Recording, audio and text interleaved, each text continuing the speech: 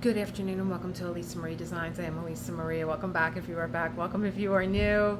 It is Sunday, June the 29th, and I just uploaded my video after a 2-year journey with Muka, Alphonse Muka's Night's Rest, Summer with the Masters 2024 and 2025. And John and I are going to jump into chapter 9 of Jaws. So without any further ado, here comes the board. Thursday morning, Brody got a call summoning him to Vaughn's office for a noon meeting with the Board of Selectmen. You know what the subject of the meeting was? Opening the beaches for the 4th of July weekend that would begin the day after tomorrow. By the time he left his office for the town hall, he had marshaled and examined every argument he could think of. He knew his arguments were subjective, negative, based on intuition, caution, and an abiding, gnawing guilt. But Brody was convinced he was right. Opening the beaches would not be a solution or a conclusion. It would be a gamble that Amity and Brody could never really win. They would never know for certain the shark had gone away.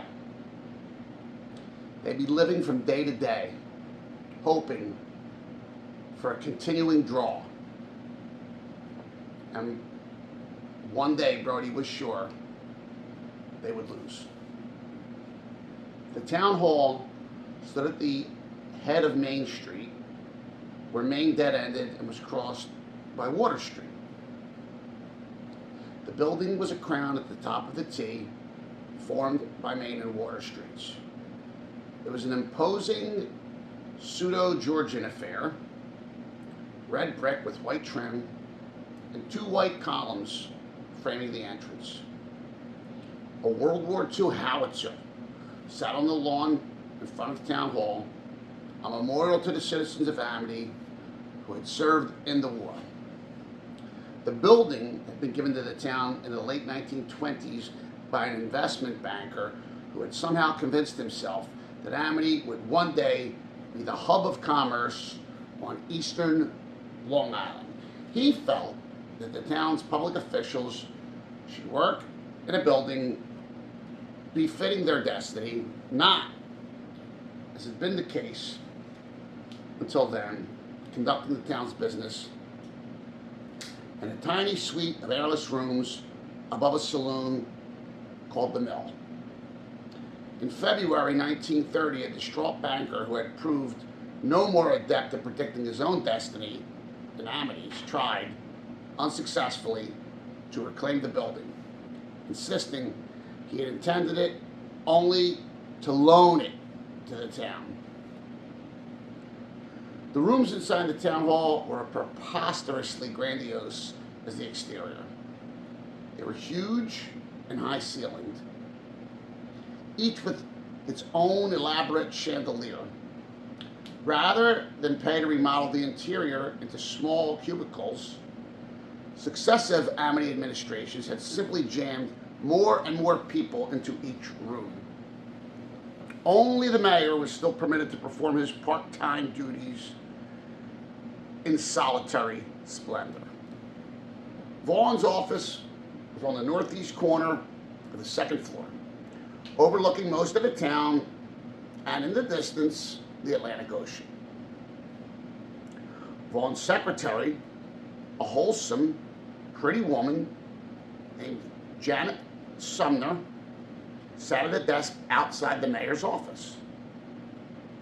Though he saw her seldom, Brody was paternally fond of Janet, and he was idly mystified that, aged about 26, she was still unmarried. He usually made a point of inquiring about her love life before he entered Vaughn's office. Today, he said simply, "Are they all inside?" "All that's coming." Brody started into the office and Janet said, Don't you want to know who I'm going out with? He stopped and smiled and said, sure, I'm sorry. My mind's a mess today, so who is it? Nobody, I'm in temporary retirement. But I'll tell you one thing. She lowered her voice, leaned forward. I wouldn't mind playing footsie with that Mr. Hooper. Is he in there? Janet nodded. I wonder when he was elected selectman. I don't know, said Janet, but he sure is cute. Sorry, Jan, he's spoken for. By who? Daisy Wicker. Janet laughed. What's funny?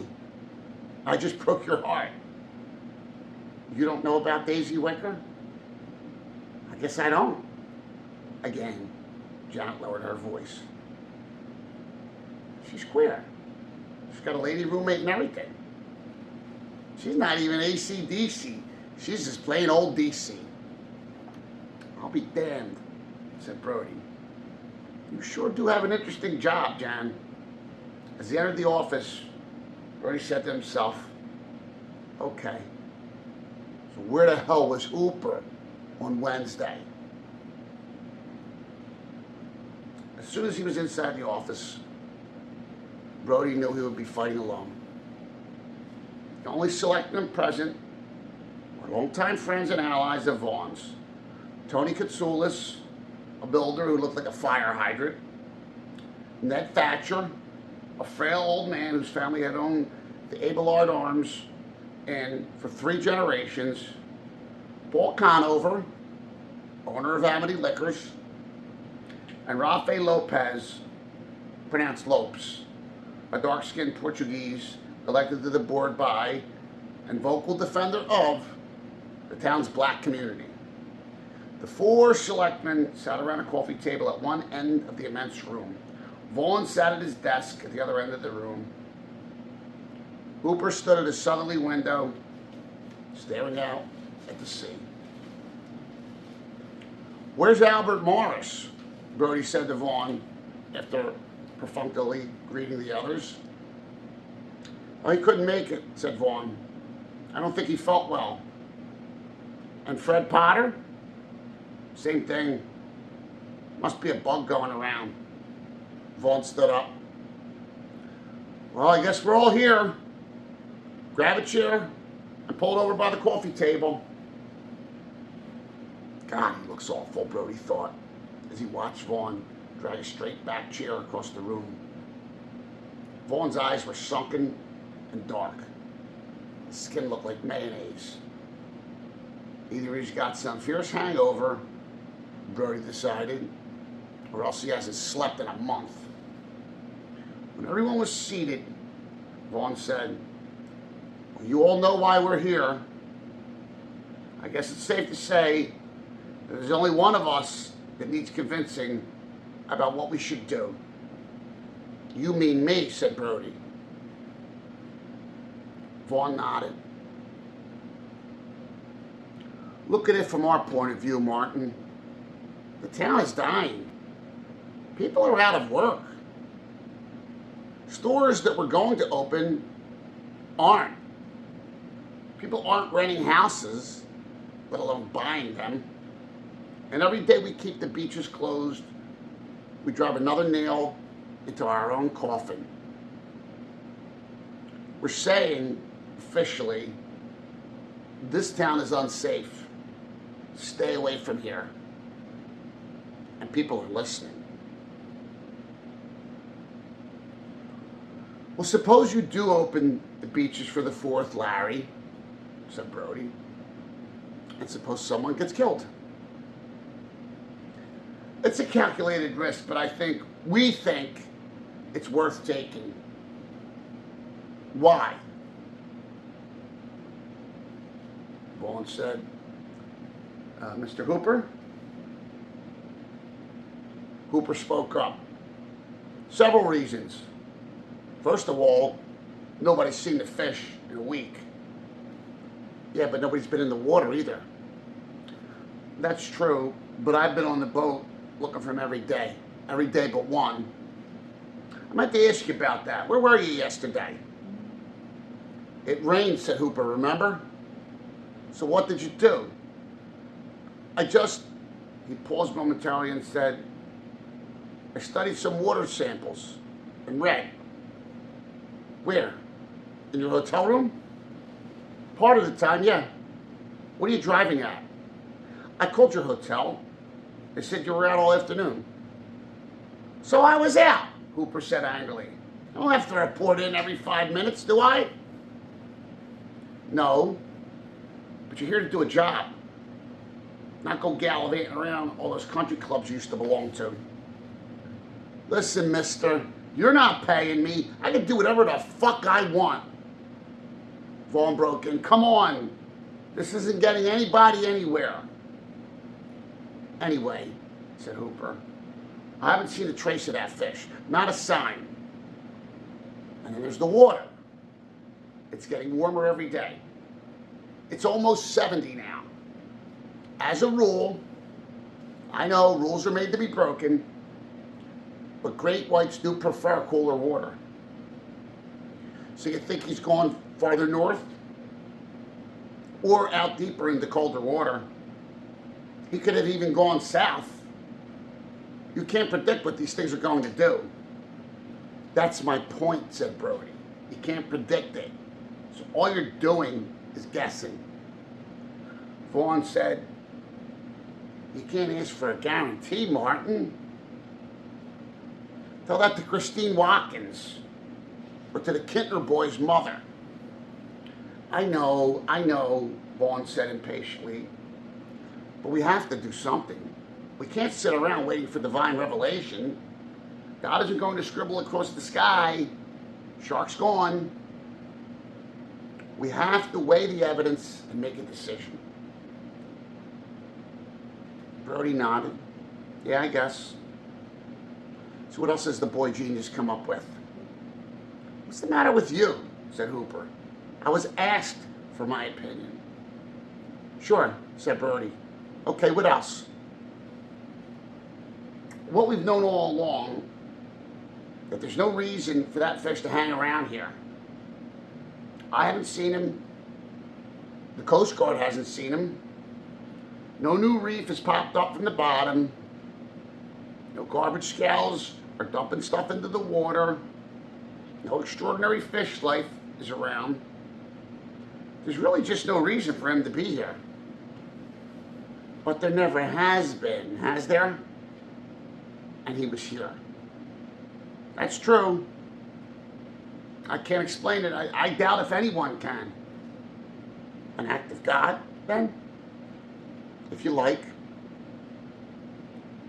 And there's no insurance against acts of God, is there, Larry? I don't know what you're getting at, Martin, said Vaughn. But we've got to make a decision. As far as I'm concerned, there's really only one way to go. Well, the decision's been made then, said Brody. Well, you could say that, yes. And when someone else gets killed, who's taking the blame this time? Who's going to talk to the husband or the mother or the wife and tell them we were just playing the odds and we lost? Don't be so negative, Martin. When the time comes, if the time comes, and I'm betting it won't, we'll work that out then. Now, goddammit, I'm sick of taking all this shit for your mistakes. Wait a minute, Martin. I'm serious. If you want the authority for opening the beaches, then you take the responsibility too. What are you saying? I'm saying, as long as I'm chief of police in this town, as long as I'm supposed to be responsible for public safety, those beaches will not be open. I'll tell you this, Martin, said Vaughn. If those beaches stay closed over the 4th of July weekend, you won't have your job very long. And I'm not threatening, I'm telling you. We can still have a summer, but we have to tell people it's safe to come here.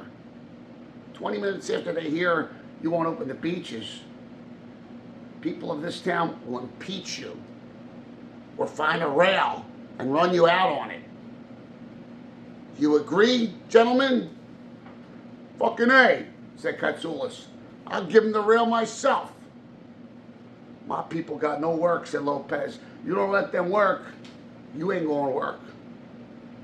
Brody said flatly, you can have my job anytime you want it.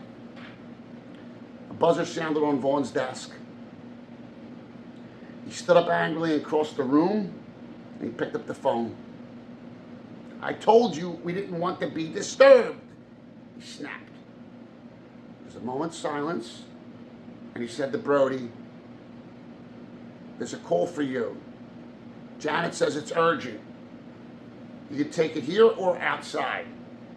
I'll take it outside, Brody said, wondering what could be urgent enough to call him out of a meeting with the selectmen. Another attack? He left the room and closed the door behind him. Janet handed him the phone on her desk. But before she could depress the flashing button to release it from hold, Brody said, tell me, did Larry ever call Albert Morris and Fred Potter this morning? Janet looked away from him. I was told not to say anything about anything to anybody. Tell me, Janet, I need to know. You put a good word in for me with the golden boy in there? It's a deal. No. The only ones I called were the 4 in there. Push the button. Janet pushed the button, and Brody picked up the phone and said, Brody. Inside his office, Vaughn saw the light stop flashing, and he gently eased his finger off the receiver hook, and he placed his hand over the mouthpiece. He looked around the room, searching each face for a challenge. No one returned his gaze, not even Hooper, who had decided that the less he was involved in the affairs of Amity, the better off he would be. It's Harry, Martin, said Meadows. I know you're in a meeting, and I know you got to get back to it, so just listen. I'll be brief. Larry Vaughn is up to his tail in hock. I don't believe it. Listen, I said. The fact that he's in debt doesn't mean anything. It's who he's in debt to that matters. A long time ago, maybe 25 years, before Larry had any money, his wife got sick. I don't remember what she had, but it was serious and expensive. My memory's a little hazy on this, but I remember him saying afterward that he had been helped out by a friend, gotten a loan to pull him through. It must have been for several $1,000s. Larry told me the man's name. I wouldn't have thought anything about it, but Larry said something about the man being willing to help out people in trouble. I was young then, and I didn't have any money either. So I made a note of the name, and I stuck it away in my files. It never occurred to me to look it up again until you asked me to start snooping. The name was Tino Russo. Get to the point, Harry. I am. Now jump to the present. A couple months ago, before the shark thing ever began, a company was formed called Cascada Estates. It's a holding company. At the beginning, it had no real assets. The first thing it bought was a big potato field just north of Scotch Road. When the summer didn't shape up well, Cascada began to buy a few more properties. All of it was perfectly legitimate. The company obviously has cash behind it, somewhere.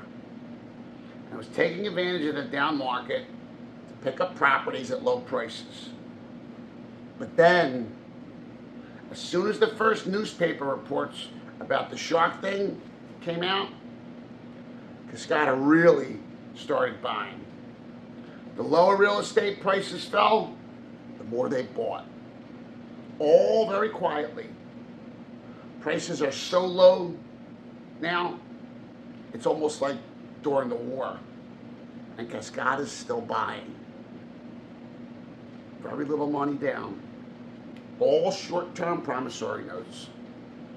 Signed by Larry Vaughn, who was listed as the president of Cascada.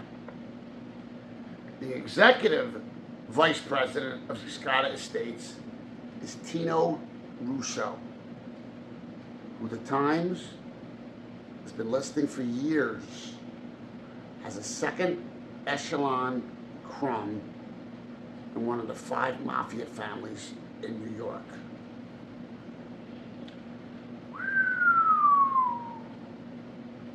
And the son of a bitch has been moaning about how nobody's been buying anything from him. I still don't understand why he's being pressured to open the beaches. I'm not sure. Not even sure he's still being pressured. He may be arguing out of personal desperation. I imagine he's way, way overextended. He couldn't buy anything more, no matter how low the prices go. The only way he can get out without being ruined is if the market turns around and prices go up. And he can sell what he's bought and get the profit. Or Russo can get the profit, however the deal's worked out. Prices keep going down. In other words, if the town is still officially unsafe, his notes are going to come due, and he can't possibly meet them. He's probably got over $500,000 out now in cash down payments. He'll lose his cash, and the properties will either revert to the original owners or else get picked up by Russo if he can raise the cash. I don't imagine Russo would want to take the risk. Prices might keep going down, and then he'd take a bath along with Vaughn. My guess is that Russo still has hopes of big profits. The only way he has a chance of getting them is if Vaughn forces the beaches open. Then, if nothing happens, if the shark doesn't kill anybody else, before long prices will go up and Vaughn can sell out. Russo will take his cut, half the gross or whatever, and Cascada will be dissolved. Vaughn will get what's left, probably enough to keep him from being ruined. If the shark does kill someone else, then the only one who gets screwed is Vaughn. As far as I can tell, Russo doesn't have a nickel in cash in this outfit. It's all, "You're a goddamn liar, Meadows!" Vaughn's voice shrieked into the phone. "You print one word of that crap and I'll sue you to death!" There was a click as Vaughn slammed down the phone. Meadows laughed. "So much for the integrity of our elected officials." "Well, what are you going to do, Harry?" Brody asked. "Can you print anything?" "No, at least not yet. I can't document enough. You know as well as I do that the mob is getting more and more involved in Long Island. Construction business, restaurants, everything. But it's hard as hell to prove an actual illegality. In Vaughn's case, I'm not sure there's anything illegal going on in the strict sense of the word. In a few days, with a little more digging, I should be able to put together a piece saying that Vaughn has been associating with a known mobster. I mean, a piece that will hold up if Vaughn ever did try to sue." "It sounds to me like you've got enough now," said Brody. "Well, I have the knowledge, but not the proof. I don't have the documents or even copies of them. I've seen them, but that's all." "Do you think any of the selectmen are in on the deal?" "Larry loaded this meeting against me." "No. You mean Katsoulis and Conover?" "They're just old buddies who owe Larry a favor or two. If Thatcher's there, he's too old and too scared to say a word against Larry. And Lopez is straight.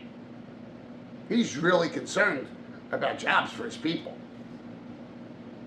"Does Hooper know anything about this?" "He's He's making a pretty strong case for opening the beaches.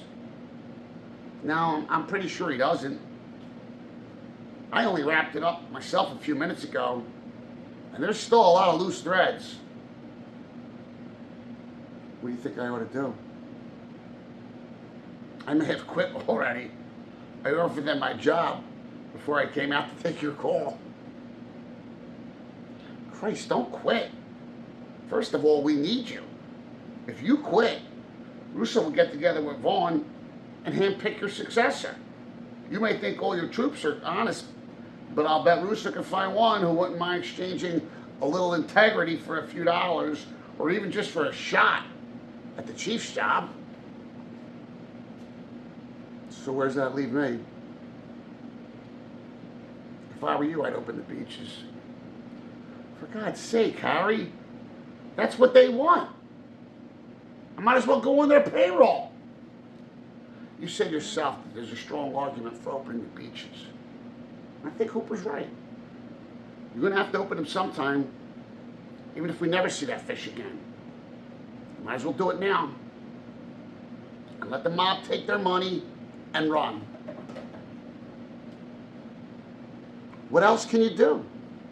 You keep them closed, and Vaughn will find a way to get rid of you, and he'll open them himself. Then you'll be no use whatever to anybody.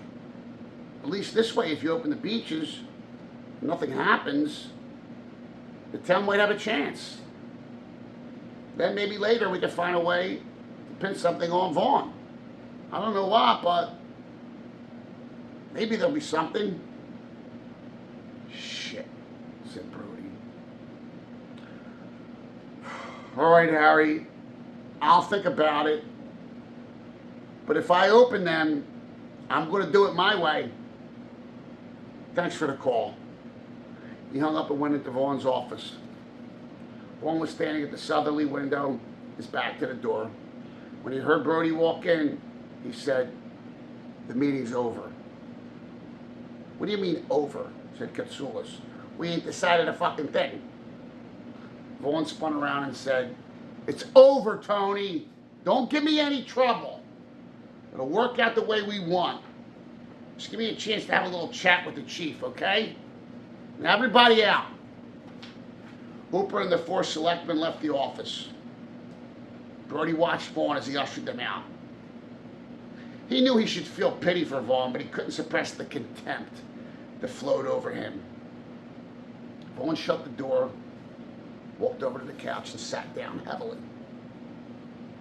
He rested his elbows on his knees and rubbed his temples with his fingertips. "We were friends, Martin. I hope we can be again." How much of what Meadows said is true? I won't tell you. I can't.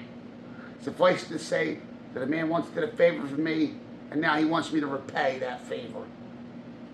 So in other words, all of it. Vaughn looked up. Brody saw that his eyes were red and wet.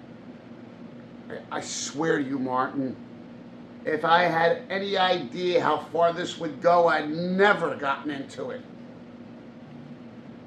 "How much are you into him for?" "The original amount was $10,000. I tried to pay it back twice, a long time ago, but I could never get him to cash my checks.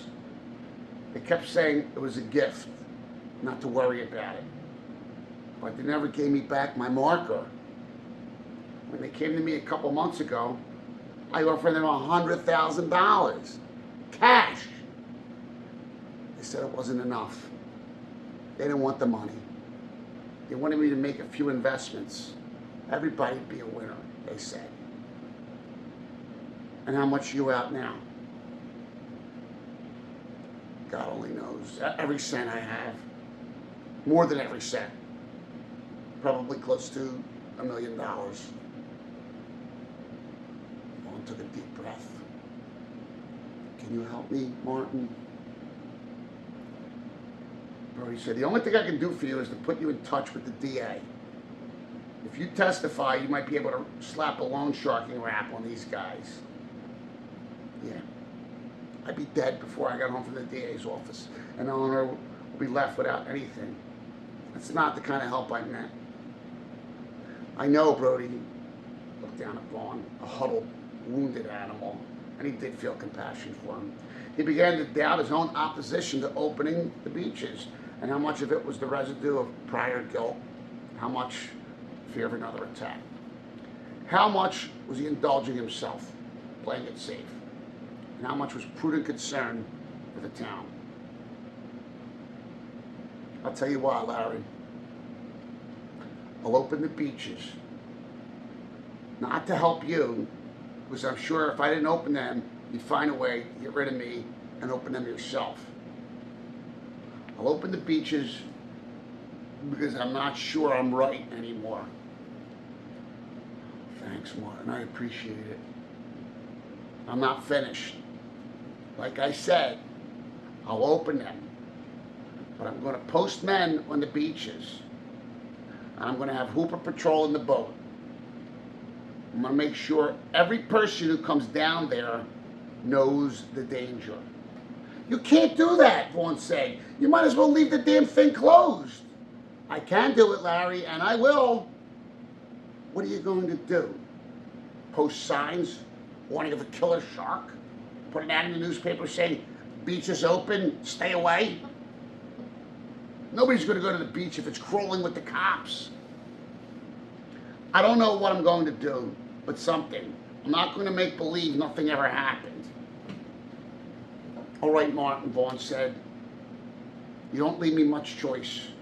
If I got rid of you, you'd probably go down to the beach as a private citizen and run up and down yelling shark. So, all right. But be subtle. If not for my sake, for the town's. Brody left the office. As he walked down the stairs, he looked at his watch. It was past 1 o'clock, and he was hungry. He went down Water Street to Loeffler's, Amity's only delicatessen.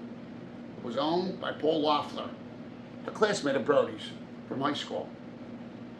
As Brody pulled the glass door, he heard Loeffler say, like a goddamn dictator, if you ask me. I don't know what his problem is. When he saw Brody, Loeffler blushed. He'd been a skinny kid in high school, but as soon as he'd taken over his father's business, he had succumbed to the terrible temptations that surrounded him for 12 hours of every day of every week. And nowadays, he looked like a pear. Brody smiled. You weren't talking about me, were you, Paulie? What makes you think that? Said Loeffler, his blush deepening. Nothing, never mind. If you'll make me a ham and Swiss on rye with mustard, I'll tell you something that will make you happy. That I have to hear. Loeffler began to assemble Brody's sandwich. I'm going to open the business. I'm going to open the beach. I'm going to open the beaches for the 4th. That makes me happy. Business bad? Bad. Business is always bad with you. Not like this. If it doesn't get better soon, I'm going to be the cause of a race riot. What do you mean? I'm supposed to hire 2 delivery boys for the summer. I'm committed. But I can't afford 2. Let alone, I don't even have enough work for 2, the way things are. So I can only hire 1. One's white and the other one's black. Which one are you hiring? The black one. I figure he needs the money more. I just thank God the white one isn't Jewish. Brody arrived back home at 5:10. He pulled into the driveway. The back door to the house opened, and Ellen ran toward him. She'd been crying, and she was still visibly upset. What's the matter? He said. Thank God you're home. I tried to reach you at work, but you had already left. Here, quick. She took him by the hand, led him past the back door to the shed where they kept the garbage cans. In there, she said, pointing to a can. Look. Brody removed the lid from the can. Lying in a twisted heap atop a bag of garbage was Sean's cat. A big husky tom named Frisky. The cat's head had been twisted completely around, and the yellow eyes overlooked its back. How the hell did that happen? Said Brody. A car? No, a man. Ellen's breath came in sobs. A man did it to him. Sean was right there where it happened. The man got out of the car over by the curb. He picked up the cat and twisted its head until the neck broke. Sean said it made a horrible snap. He dropped the cat on the lawn, got back in his car, and drove away. Did he say anything? I don't know. Sean's inside. He's hysterical. And I don't blame him. Martin, what's happening? Brody slammed the top back on the can. God damn son of a bitch! He said. His throat felt tight and he clenched his teeth, popping the muscles on both sides of his jaw. Let's go inside. 5 minutes later, Brody marched out the back door. He tore the lid off the garbage can and threw it aside. He reached in and pulled out the cat's corpse. He took it to his car, pitched it through the open window, and climbed in. He backed out of the driveway and screeched away. 100 yards down the road, in a burst of fury, he turned on his siren. It took him only a couple of minutes to reach Vaughn's house, a large Tudor-style stone mansion on Sprain Drive, just off Scotch Road. He got out of the car, dragging the dead cat by one of its hind legs, mounted the front steps, and rang the bell. He really hoped Eleanor Vaughn wouldn't answer the door. The door opened and Vaughn said, "Hello, Martin." Brody raised the cat and pushed it toward Vaughn's face. "What about this, you cocksucker?" Vaughn's eyes widened. "What do you mean? I don't know what you're talking about." "One of your friends did this, right in front of my yard, right in front of my kid. They murdered my fucking cat. Did you tell them to do that?" "Don't be crazy, Martin." Vaughn seemed genuinely shocked. "I'd never do anything like that, never." Brody lowered the cat and said, "Did you call your friends after I left?" "Well, yes, but just to say the beaches will be open tomorrow." "That's all you said?" "Yes, why?" "You lying fuck." Brody hit Vaughn in the chest with the cat and let it fall to the floor. "You know what the guy said after he strangled the cat? You know what he told my 8-year-old boy?" "No, of course I don't know. How would I know?" "He said the same thing you did. He said, 'Tell your old man this. Be subtle.'" Brody turned and walked down the steps, leaving Vaughn standing over the gnarled bundle of bone and fur. Chapter. Whoo, And we're back. We're back. Johnny just completed reading chapter 9 that has no title. Jules meets Tony Soprano. Maybe that should be the title. None of the chapters have titles for the last time. I know, but when he's reading the chapter, I'm thinking of what would I name this? Because I've been saying since maybe after the second or third chapter, like, where's this shark at? Chapter 4, chapter 5, chapter 6, chapter 7, 8, 9. This book is not really about you. For those of us that did not read this book, and we still have Steven Spielberg in our head, this book isn't about a shark. It's about. Wait a minute, hold on. I think the shark. We can't be swinging like that. It makes people dizzy. Sorry. I think the shark is absolutely a theme, but it's also a symbol and a metaphor, because, you know, when you talk about the great white shark, he's one of the only fish as aquatic animals that literally cannot sleep or stop. He must constantly move and swim to push air through his gills or he'll die. And so that's part of it. But, you know, I think that there's the shark who is viciously killing residents of Amity, and I think that when you talk about that, I think about the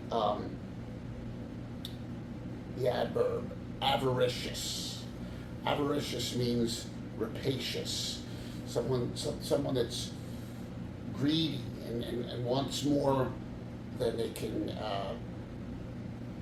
wants more food than they can eat, but again, it doesn't even have to be food. It's avariciousness could be someone who wants more wealth than they need, et cetera, et cetera, et cetera. So, as we see with this chapter now, I think there's a sort of a social and class dynamic at play here, where Martin Brody is the sorry.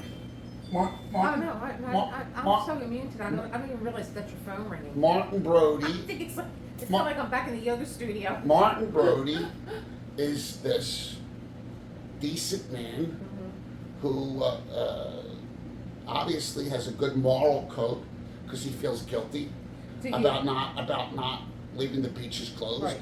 So do you think that, because we know that Brody is standing alone in this room, every one of those guys in there, he's just folding under the pressure.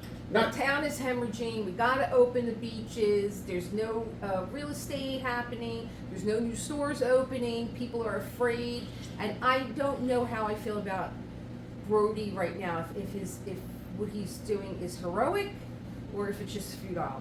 Well, I think you have to take into consideration, because there's something that I think I have a tendency to want to forget, but Benchley keeps bringing it up. You know, when Larry Vaughn says to Martin Brody, Martin, we were friends, I hope we can still be.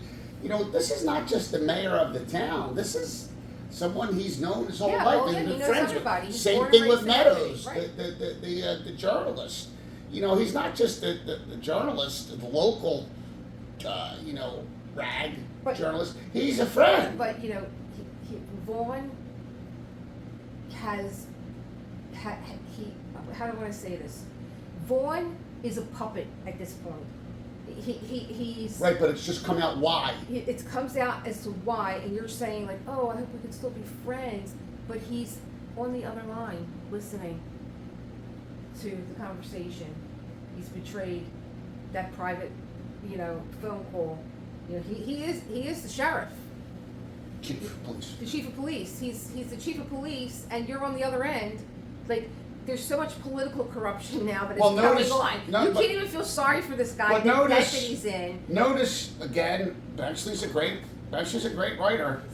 I don't know, and Benchley actually makes it a point to say, as he was about to eavesdrop on the conversation, he looked at all the four selectmen, and no one challenged him. Yeah. Everybody looked away. Yeah, go ahead, have at it. You know. How did you feel about that scene when you were reading that scene and you knew that the phone call was being listening in on, and that? Well, I'll tell you how I felt. It's obviously, to do that is a violation of trust and privacy. However, as a 60-year-old man, and power. I can't tell you how many times I have eavesdropped and listened to my parents, my siblings, whoever. I just think that, like all people, I have a desire to be the fly on the wall and listen. But again, I think it's a little different when you, let's say again, I'll just use myself.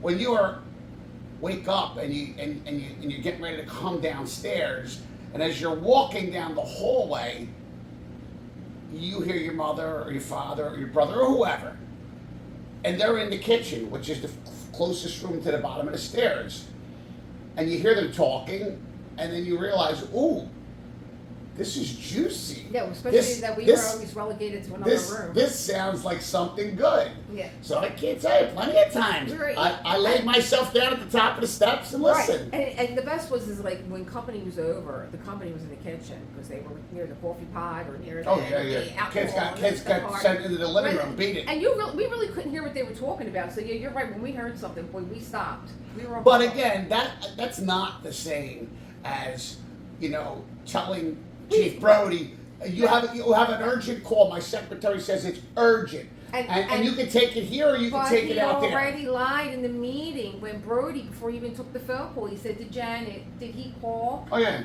So and so and so and so. No, he didn't, because they probably would have been on Brody's side. Well, he wanted to make sure that was stacked for opening the beaches.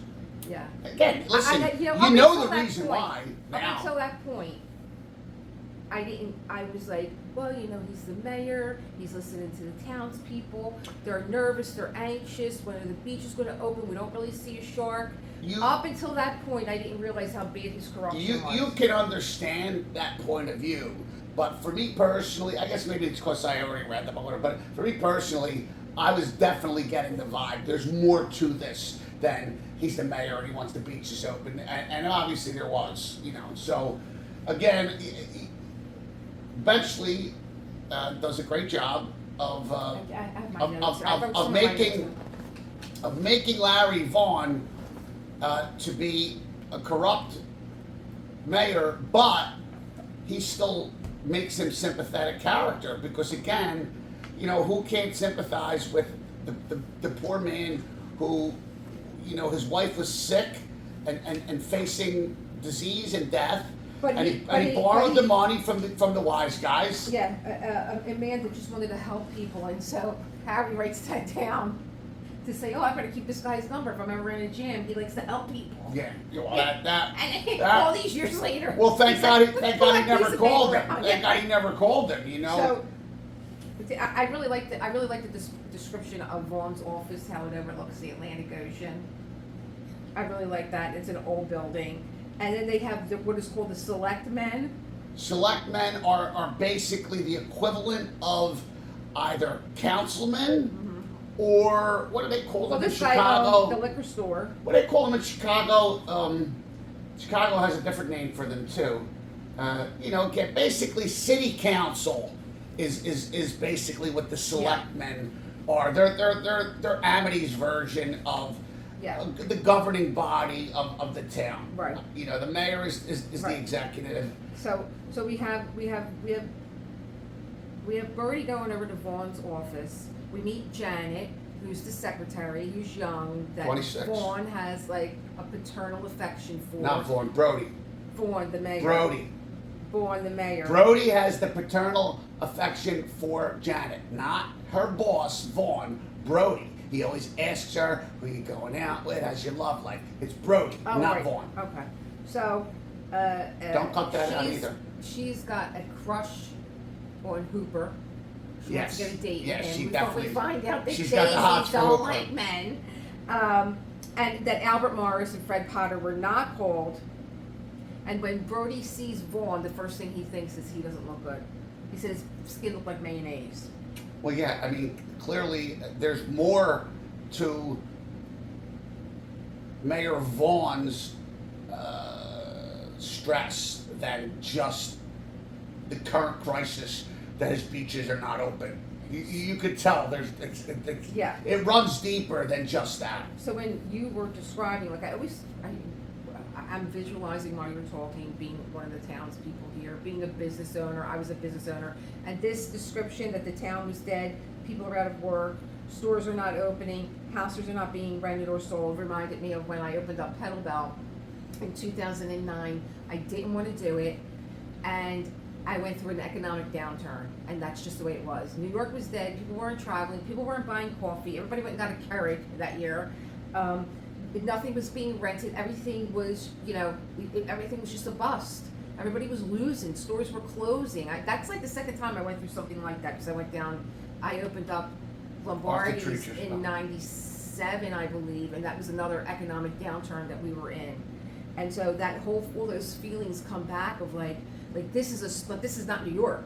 This is a small town that's being terrorized by a shark in the water, and everything is just suffering for the few months that tourists come in.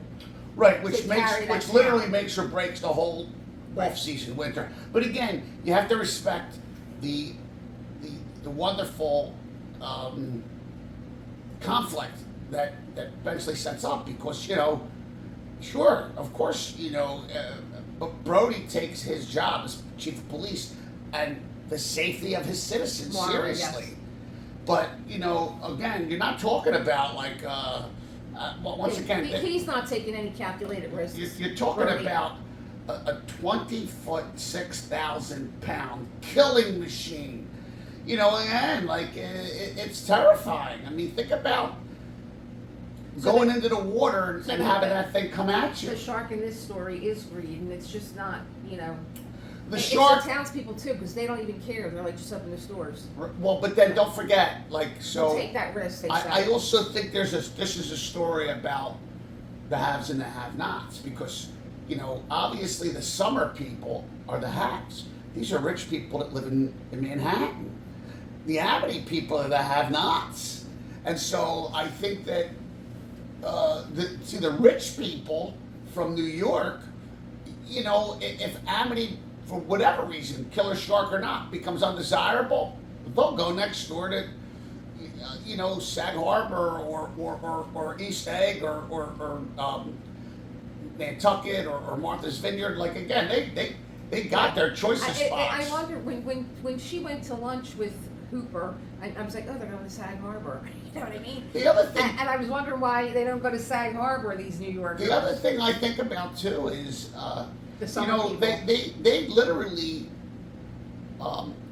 had the conversation about and discussed the fact that like a fair amount of year-rounders go on assistance. They can't make it through the winter. They're on welfare, and so that really brings things home, because I think it's Brody that says it like that.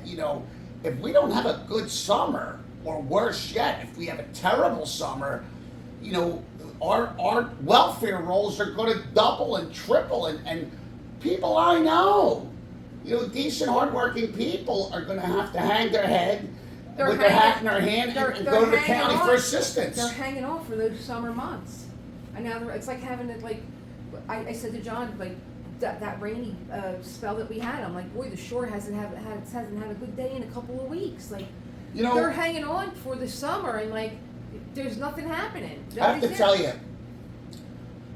I went to go to New Orleans, Louisiana, with my older brother Freddie. That was probably 2017 or 2018.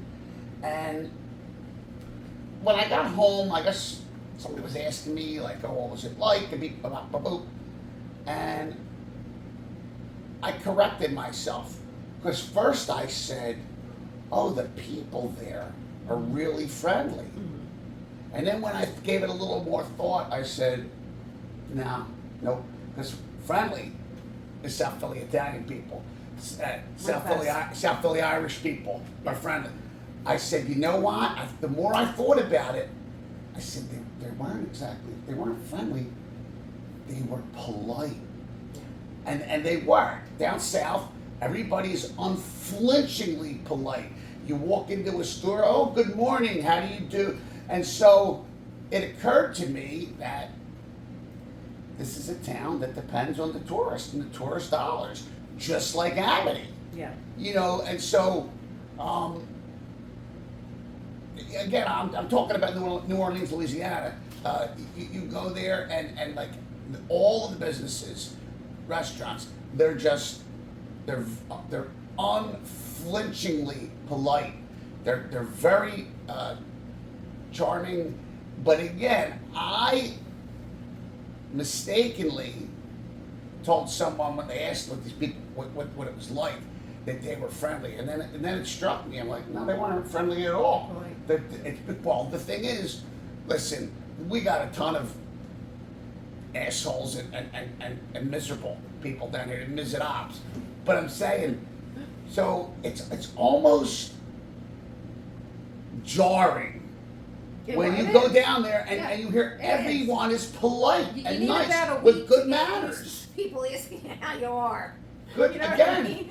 Yeah. Good manners. Now listen, late 60s, early 70s, whatever, we all had good manners. I mean, I did. Yeah. Jerry Longo was very well known for that. My mother always said about Jerry, oh, he's very mannerly. He's very mannerly. Yeah, because, Jerry always...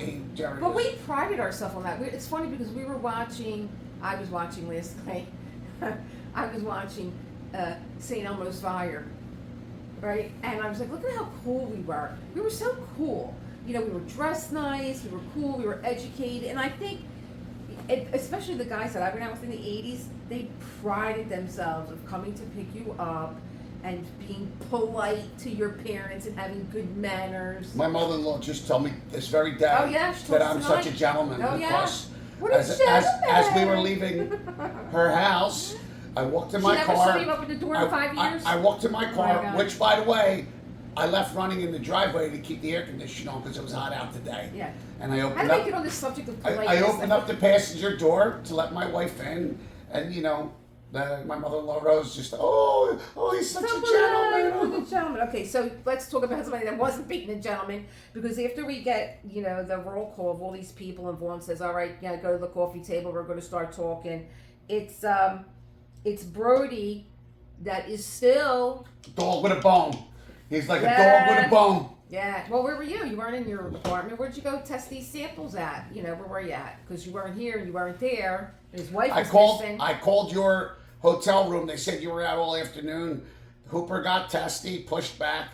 But Genius. what the reader knows, and Brody knows that Hooper doesn't know, is the reason Hooper's pushing and digging in Hooper's business so much is because his wife was unaccounted for during the same period, and he's starting to get Oh, absolutely. get suspicious that maybe they were together. And then, Brody now has another layer of, what do you want to call it? Called tension, or his mind? No, it's animosity is what it is. Well, I mean, it's yes, distrust. what I'm saying is he's dealing with these townspeople. He's dealing with the mayor. He's dealing with, the summer not happening. And now he's told, if you don't open these beaches, your career's going to be over. We'll impeach you. We'll get rid of you. Yeah, It's like, boy, does anything change? You have so many people that are in positions of power, and they're, it's all for their own gain and greed, and where are you going? All right. Are we taking a break? No, we're not. Well, you don't just get up. Who are you, Joe Biden? You just get up from an interview and you walk off the stage? Did you see how adorable he looked? Goofy. Don't worry about it. Come on, we're going. Joe Biden. He just got up from the interview and That's walked right. off the stage. What's wrong with that? Listen, you're holding down the fort. What do you need me for? Because I'm talking to you. No, we're talking to the listeners. So we talked about Brody getting interrupted by his phone call. It was Harry on the phone. Harry tells him about how much he's in debt with the wife and everything else. But we also find out that he's in debt to Tino Russo. Right. And Tino Russo has a holding company called Cascada Estates. But he formed the holding company with now Larry you want to Vaughn. jump in? With Joe? Larry Vaughn and Vaughn is the president and Russo is the vice president. yeah, but and he's Russo buying these properties. Russo didn't put any money into it. It's all Larry's money. That's why he won't take his marker. He needs the pen of the mayor to pass these things. So Vaughn shows his hand. He explodes on the phone. Don't you dare print any of that. I'll sue you. Yeah. So I can't read my own handwriting. Oh, so this mob is involved a lot in Long Island. They're in the construction business, they're in the restaurant business, and we find out now that Vaughn is involved with mobsters. Not for nothing. This is 75, and I mean, please, it was almost the heyday of the mob. The mob had their tentacles everywhere, not just in Long Island. Talking about. Not to tell tales out of school, but we grew up in South Philly, and we grew up during a mob. The Philly boss from '59, before I was born, to 1980, which is a pretty long tenure. It was 21 years. Was a gentleman by the name of Angelo Bruno, who did a pretty good job of keeping things quiet. And I think Angelo Bruno was one of those bosses that philosophy was make money, not headlines. And I think again, I don't know how much you guys all know about the mob, but Bruno was like this with another mobster who controlled all upstate Pennsylvania and across Pennsylvania by the name of Russell Buffalino. And the point I'm trying to make here is, these guys had businesses. They had all kinds of things going like everywhere. So you're talking about Long Island. It's right off of Manhattan. Manhattan is basically the headquarters of the mafia. The five families are all located in the five boroughs of New York. And so, yeah, obviously, whether you know it or not, their tentacles are reaching out to Long Island, Staten Island, everywhere. Everywhere. Yeah. So we have Brody, whose refusal to bend now has put his family in danger because... He might lose his job. Well, no, because Tino sends a message right in front of his 8-year-old son. Oh, please. And how did you feel reading that scene? That was disturbing. That was a line for you? I mean, that was disturbing. Sophie's parents. That was very disturbing, and it's also, I think, I guess justifies Martin's reaction.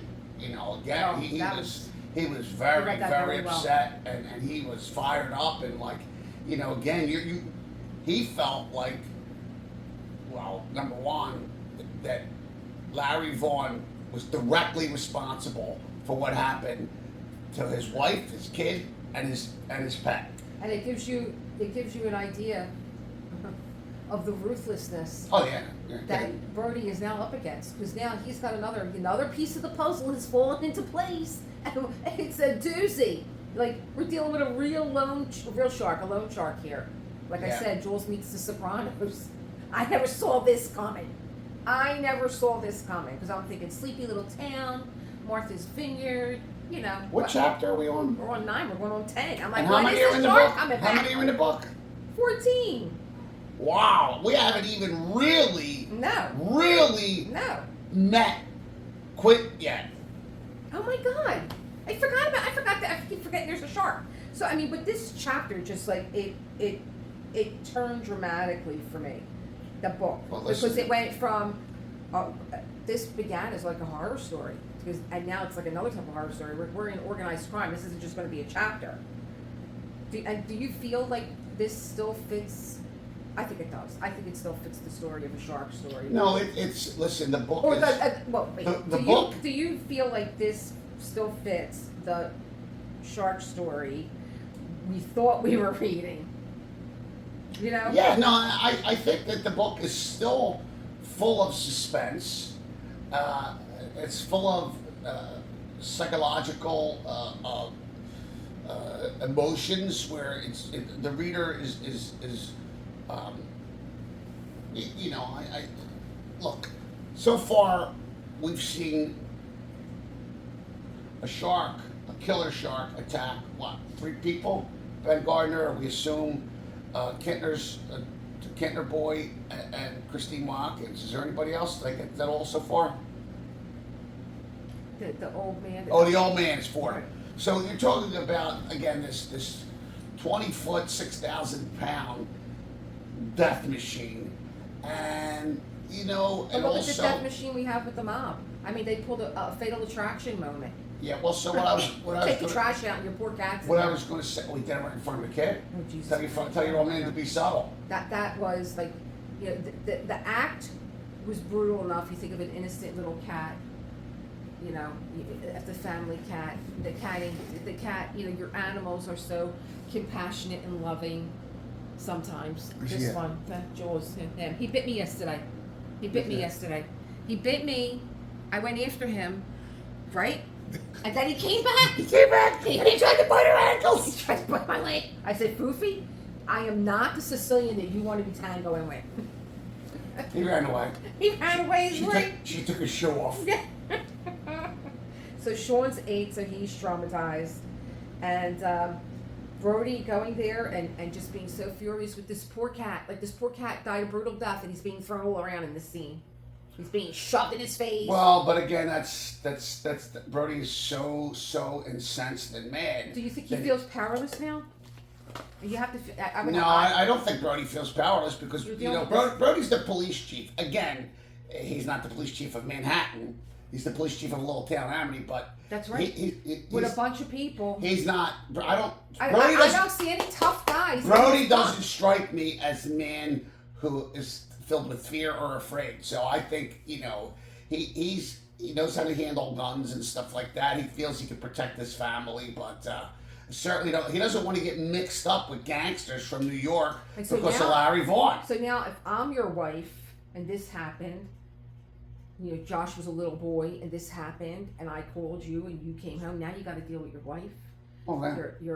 She's going to have questions, I would imagine. Well, you got a little boy that's traumatized, and the other two boys now, because I know I was extremely not only that, but Brody, how is Brody, the man, not the police chief, but the man, going to explain to the three boys and his wife why someone would do something like that? I'm sure it didn't look like he fit in over at Amity. How is he going to comfort his throse boys and his wife? How is he going to reassure his three boys and his wife that everything's going to be okay and I'll protect you? Because those are tall orders. And that was the chapter for me. They were the talking points that I had written down. And was there any line in the book that stood out to you? Did I write something down? I usually do. I usually write something down that sticks out to me. The one statement that I think kind of stayed with me was and I can't even recall the guy's name, Rafe, whatever, the Portuguese guy, the selectman, the Portuguese guy, who basically was elected by him and represents the blacks in Amity. I like the way that Harry Meadows described each of those selectmen, and he said, "No, I don't think they're involved with it. But this guy's old and frail; he'll go along with anything. The other two guys, they've known Larry for years and years and years. They're just thinking they're doing their friend a favor, but they're not involved." And then he said, "But the other guy, again, his name I can't recall, the Portuguese guy. He says he's straight. He's literally just trying to get jobs for his people." And I thought, to me, that was the first select man that I could hold in high regard and respect, because his decision or his support of opening the beaches was rooted in, hey man, my people gotta work. Okay, so I always fail to say that we are reading from John's original book, which I think was 1974. 75 was when it that came book. Out. Oh, I think so. I mean, wait a minute. The film came out in 75. Because I went looking for the book because I figured it'd be nice for me to have a copy, and you can't get this copy. This is now considered rare. Wait a minute, let me see something. And they have like a printing. First printing was 74. The movie came out in 75. So, is that the first printing? I don't know if it's the first printing. I think it would I said, should I buy the 2013 copy? I'm sure a lot of the language has changed. I'm hungry.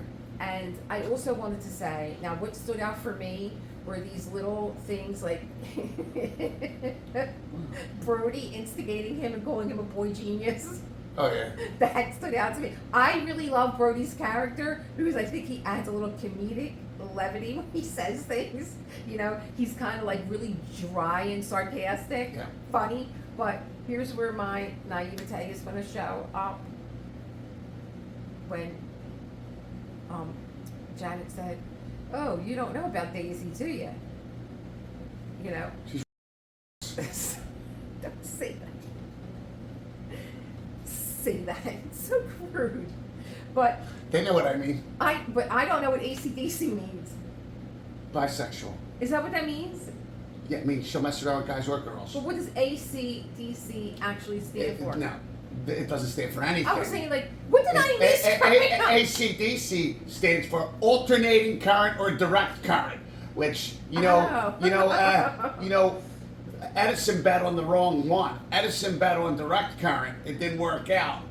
Tesla got alternating current, which is the one that actually worked out. So that's what AC/DC actually stands for. But in the context of that passage, what Janet was trying to tell Brody was she's not just AC, she's not even AC/DC. She's just DC. What she meant was she's not even bisexual, like the kind of woman who sleeps with men and will sleep with a woman sometimes, or go and get in a three-way. No, she just likes women. I'm hungry. I get something to eat. That's it. Big day. It was a big night last night. I finished, what's her name? Night's Rest. What's her name? I finished her.